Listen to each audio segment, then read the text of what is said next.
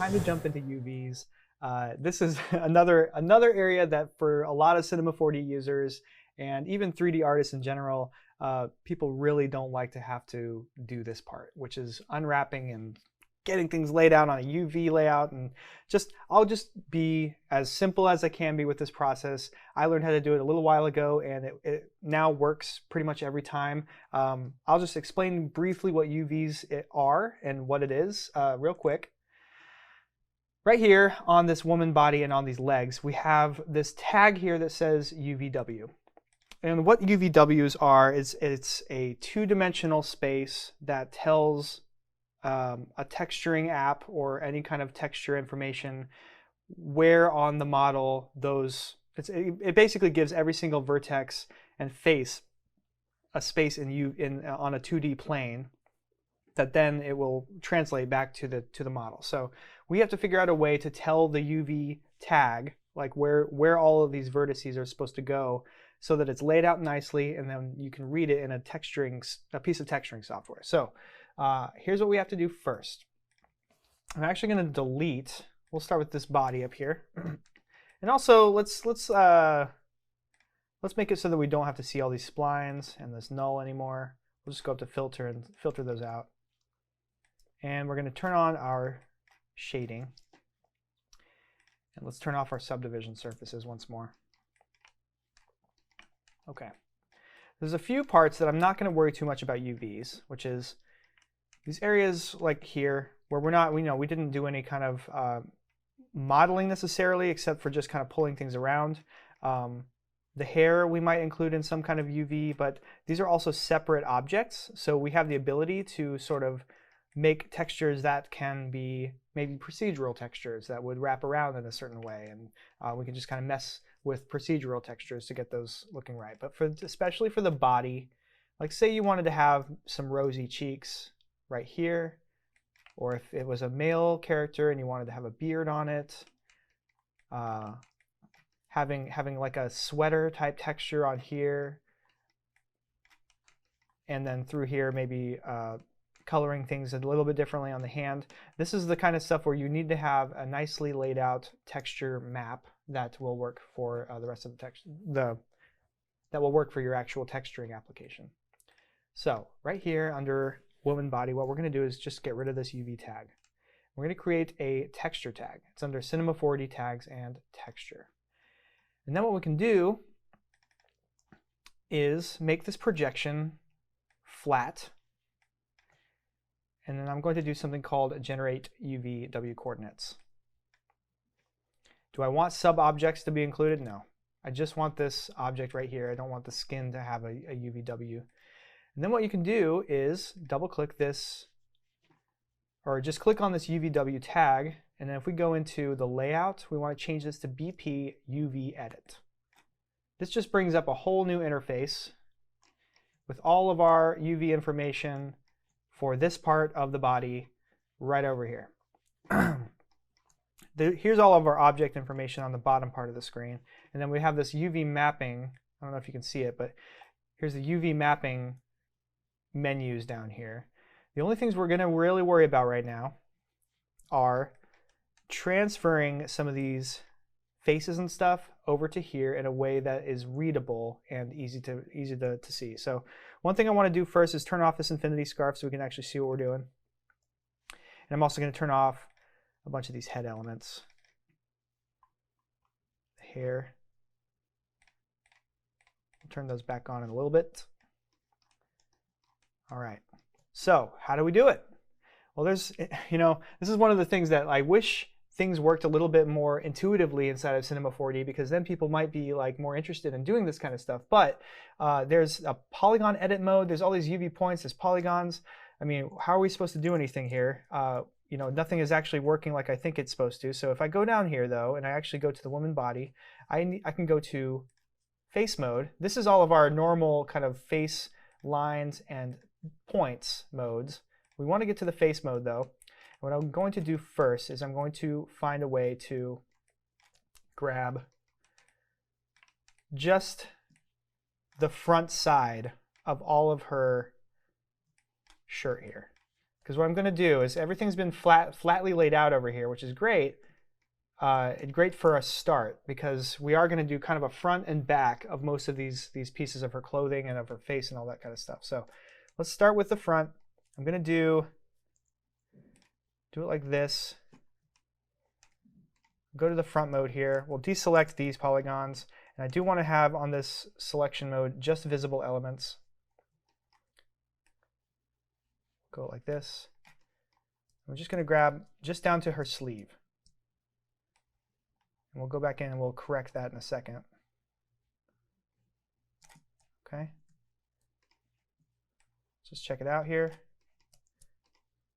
I'm also noticing, I'm not sure if you can see this, but you see how there's a blue center of the polygon and a white outside of the polygon, or a yellow outside of the polygon? That's because these have reversed normals. So what I want to do first, before we go too far here, is I want to grab all of these, and I'm going to do a reverse normal operation by pressing right click, reversing the normals. So now we have these are correctly facing outward.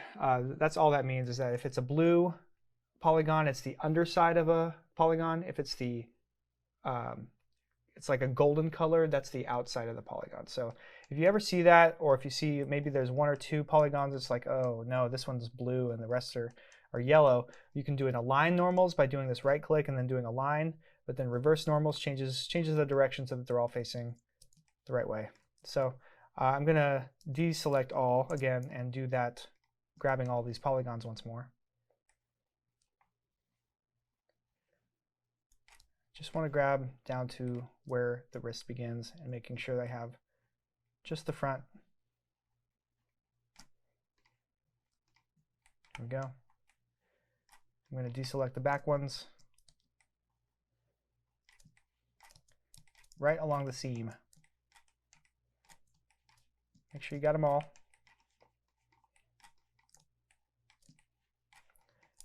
Nothing more, nothing less, just the front. I'm missing a few here. Looks like it's right along the seam. That's perfect.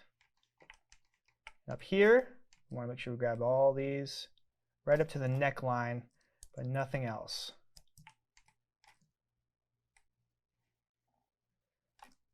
And definitely also not this. There's one more little seam here. Remember, this is where we had the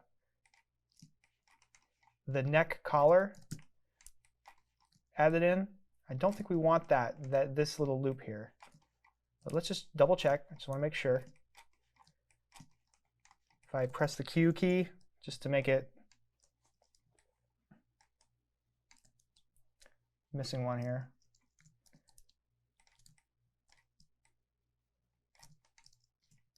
Yeah, that's where we want it to stop. It's right where that seam kind of hits the neck. And so what we have now is a selection of our front of the shirt.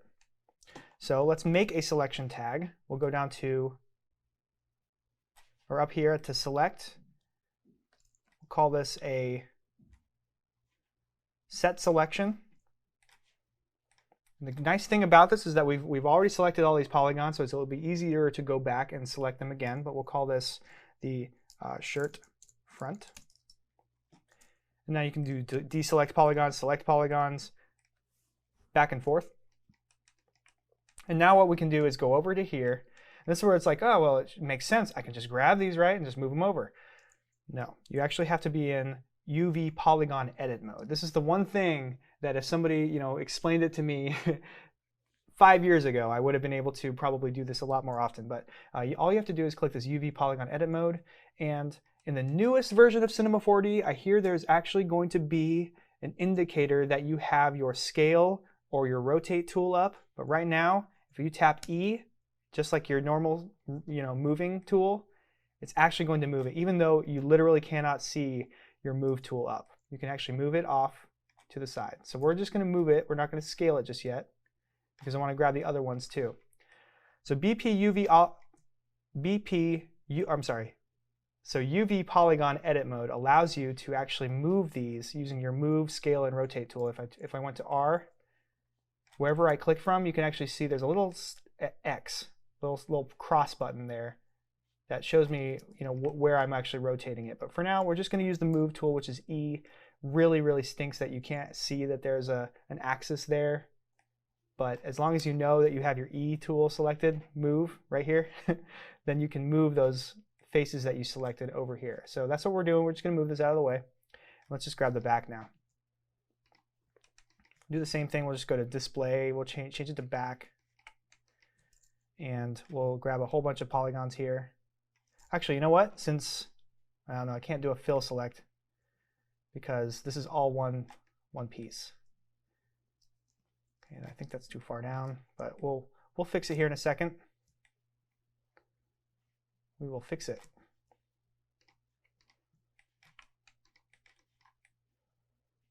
Okay, just going to go in, we'll double check. I didn't double check the front here, whether I had all of these seams done. So I might need to go back a couple steps. Yes, I do. We're going to go back a few steps here so that I make sure before I move those over that I have all of these little polygons selected here. Go back to face mode. Okay, there's one here that I missed.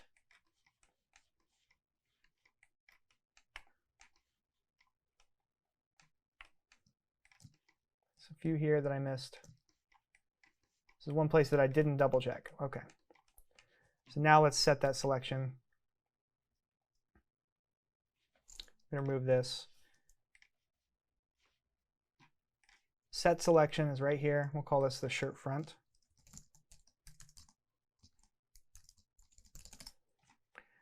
This will also make it easier to add, those selection tags will make it a lot easier to add polygons. I'm sorry, it'll make it a lot easier to add materials to those pieces of clothing later as well.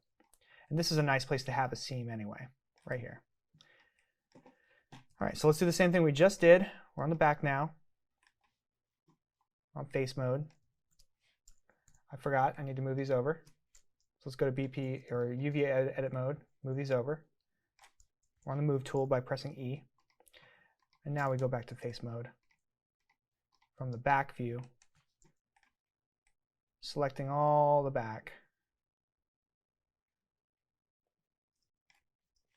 Because we're on sort of a flattened mode, we're able to see the front and the back really, really easily. Let's just go in here and we'll just keep selecting polygons.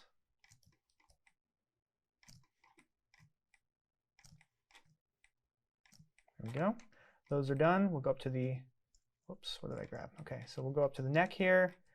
We'll make sure we're just at the seam.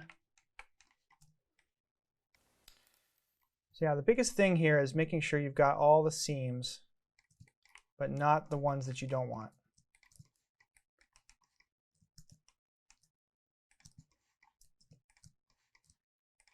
Like this one. There we go. Gonna go along that edge again just to make sure. Okay, then we'll go down the side. That looks good. Go along this side, that looks pretty good. Just need to remove this one. Make sure all of those are selected. Inside here, we need to make sure we grab all these that are corresponding to their neighbors. And on this side, do the same thing. We've got one little straggler here. Okay. I believe that's it. I'm going to set selection here. Call this the back, shirt back. And over here in the BP UV edit mode, make sure that's checked, and then you can move it. Using your E key, your E is for move. Put it up here. And now that I have these already over here, I did this a little earlier, I can actually go to BP or UV edit mode and then grab this selection and just grab all of these, and it will correspond with the selection over here, which is great. I'm just going to double check. There we go. All of these are selected. All right, I think we're good. We're just going to set another selection. Make sure this other selection tag is not selected when you do this. Go to set selection again. We'll do a shirt front.